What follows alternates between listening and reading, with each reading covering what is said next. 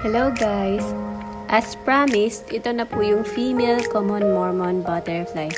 So ayan, nahigo pa siya ng ating nectar solution. So kahapon, pinakita ko na ang lalaki is color black and white, whereas yung babae naman ay black, white, and may kahalong red.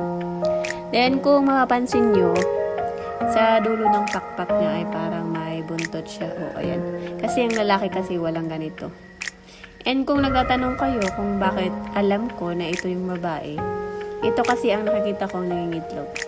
And hopefully, mapakita ko rin sa inyo kung paano sila mag-mate at mangitlog. So, yun lang muna. Bye-bye!